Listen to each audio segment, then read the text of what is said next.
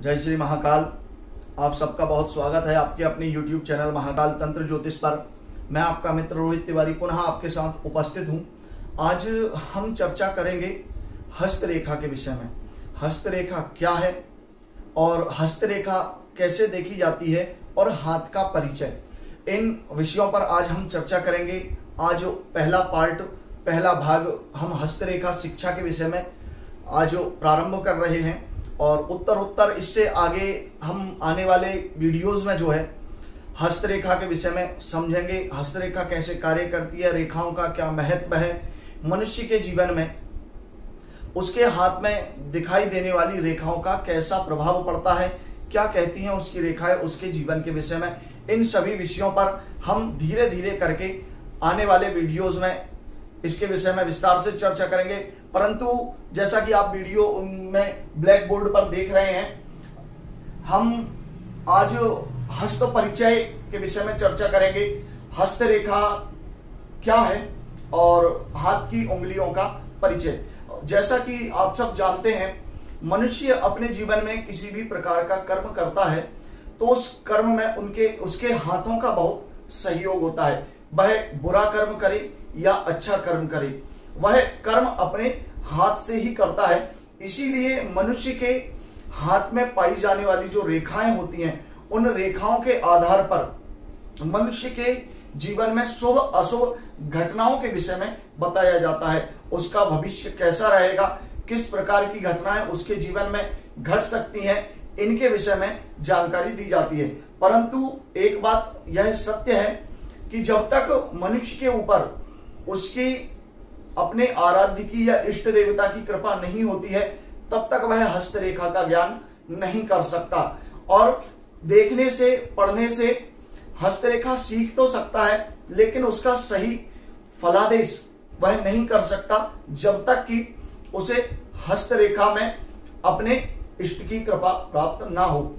और हस्तरेखा की सही जानकारी के लिए और भविष्य में सही घटनाओं की जानकारी के लिए और सही भविष्यवाणी करने के लिए सबसे ज्यादा महत्वपूर्ण होता है हाथ की अधिष्ठात्री देवी पंचांगुली देवी की साधना करना। जी हाँ, सर्वप्रथम आप हस्त परीक्षण करते हैं या हस्तरेखा सीखते हैं तो उससे पूर्व आपको पंचांगुली देवी की साधना करना चाहिए, क्योंकि यह जो देवी है वह हस्तरेखा की अधिष्ठात्र देवी है और हाथ में जो कुछ भी रेखाएं कहती हैं उसका पूर्वानुमान जातक को जो है लग जाता है। जो भविष्यवक्ता होता है, जो हस्तरेखा विशेषज्ञ होता है, जब वह हाथ की अधिष्ठात्र देवी पंचांगुली देवी की साधना कर लेता है तो वह जिस व्यक्ति का हाथ देखता है उसके भविष्य में उसके जीवन में होने वाली शुभ अशुभ घटनाओं का ज्ञान सही तरीके से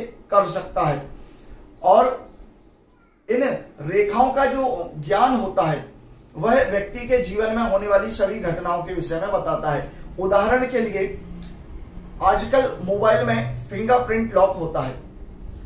आपकी एक उंगली का फिंगरप्रिंट आपके पूरे मोबाइल को खोल सकता है, उसके सारे रहस्य को उजागर कर सकता है।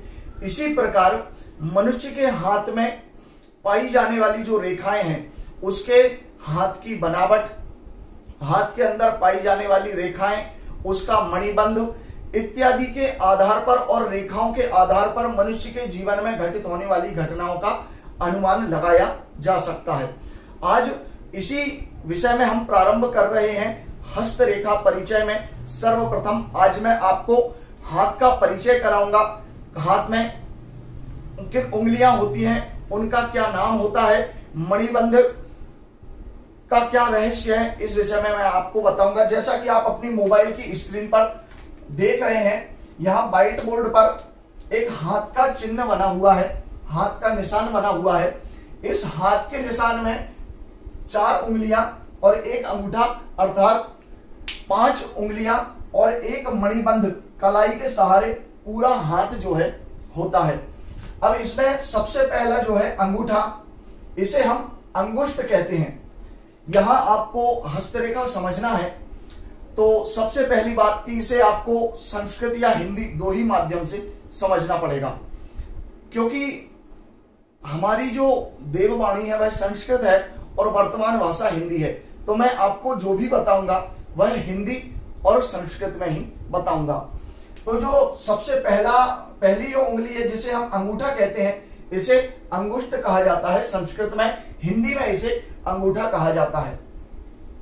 दूसरी जो उंगली है इसे तर्जनी कहा जाता है, जिसे आप यहां पर देख रहे हैं, यह इस उंगली का नाम है तर्जनी।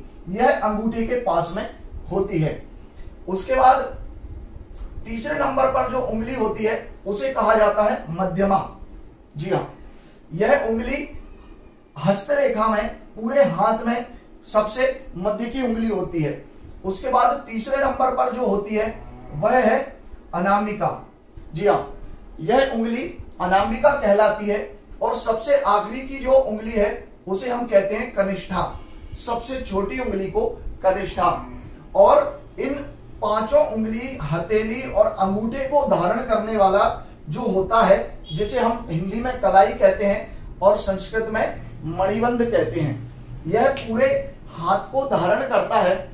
और हस्तरेखा में जितना हाथ की रेखाओं का महत्व है, उंगलियों के पर्वों का महत्व है, उससे कहीं ज्यादा महत्व मणिबंध का होता है। और मणिबंध पर पाई जाने वाली रेखा का महत्व होता है, क्योंकि संपूर्ण हाथ का परीक्षण करने से पूर्व उस हाथ को धारण करने वाले मणिबंध के विषय में हमें जानकारी होनी चाहिए।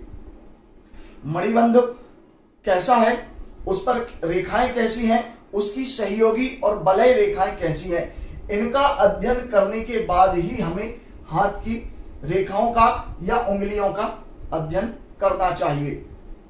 वैसे तो मणिबंध में मुख्य रूप से 3 रेखाएं पाई जाती हैं।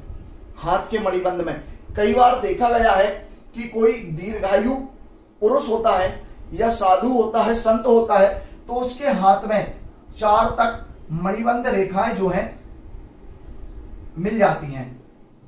4 मणिबंध रेखाएं तक उसके हाथ में मिल जाती हैं। परंतु प्रायः मनुष्यों के हाथ में 3 ही रेखाएं जो हैं अधिकतर हमें देखने को मिलती हैं। 4 रेखा बहुत ही मुश्किल से हाथ में देखने को मिलती है।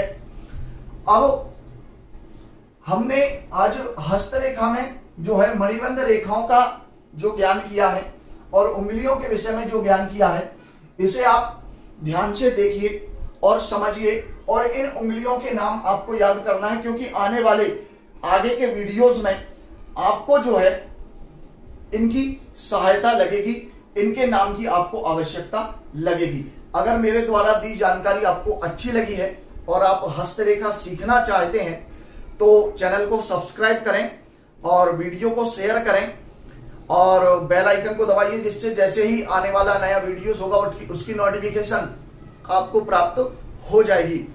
और ऐसे ही सहयोग कीजिए। हम आगे हस्तरेखा के विषय में अध्ययन करते रहेंगे। आपको आगे आने वाले समय में वीडियोस प्राप्त होते रहेंगे। अगले वीडियो में पुनः मिलेंगे। जय श्री महाकाल।